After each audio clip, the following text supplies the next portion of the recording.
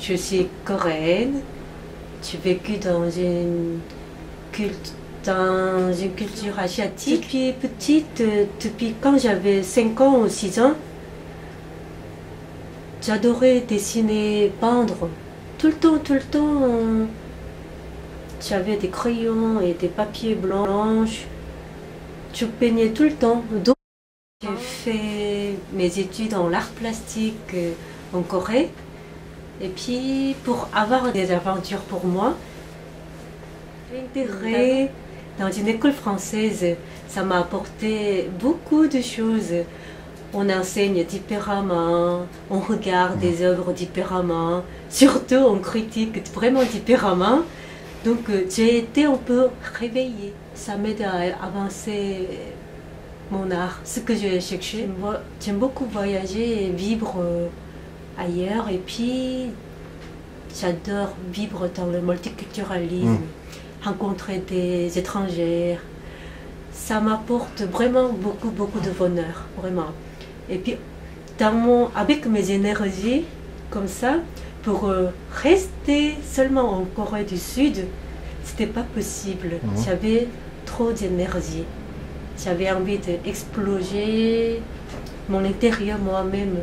Donc je suis partie il y a presque 10 ans. Et puis j'habite à Paris, et puis je partage mes énergies avec tout le monde. J'essaye. Avant, je peignais la peinture figurative, mais pour mettre des images dans une toile blanche, au bout d'un moment, ça m'a donné des tresses pour pouvoir donner les images. J'étais incapable ce jour-là. J'ai pris une vieille toile que j'ai superposé les peintures en couleur, les acryliques sans réfléchir, comme ça les traces. Et puis en regardant le film, tu commences à tirer comme ça jusqu'au bout la toile blanche. Et puis au bout d'un moment, ça m'a donné la trace géniale. Et puis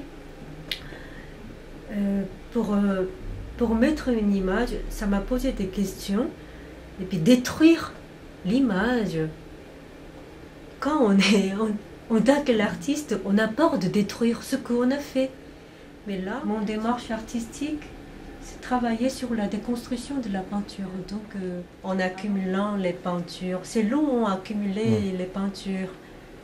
Il faut attendre, chercher complètement, sinon ça détruit, ça descend en même temps. Donc, chaque couche, tu dois attendre avec patience.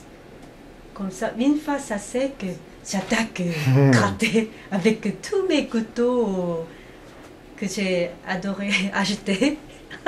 Chaque fois que je voyage, j'aime beaucoup acheter les couteaux, les scalpels. En détruisant ma toile, c'est sorti en 3 dimensions. Donc tu grattes surface, en même temps tu récupères les poussières colorées. Ce sont des poussières, ce sont des images qui deviennent en poussière.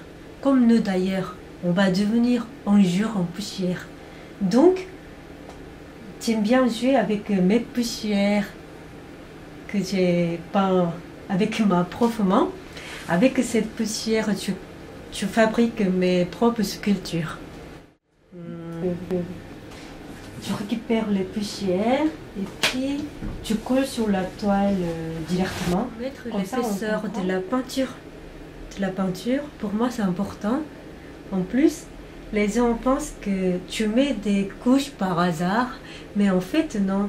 Tu prépares dans une papier, et puis sur ces papiers, tu mets la trace chaque couche. Comme ça, tu mémorises quelle couleur était superposée comme ça. En fait, tu devines une couleur vert et après une couleur rouge et après une autre couleur. Regarder des couleurs en même temps partout. Tu crois que c'est mon caractère.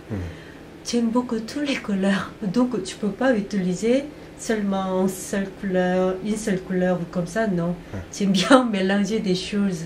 Et chaque couche, ça joue aussi entre eux. Donc ça a donné les traces multicolores comme ça. Personnellement, cette toile rouge, j'appelle forêt rouge. Pour moi, ça fait penser à forêt rouge.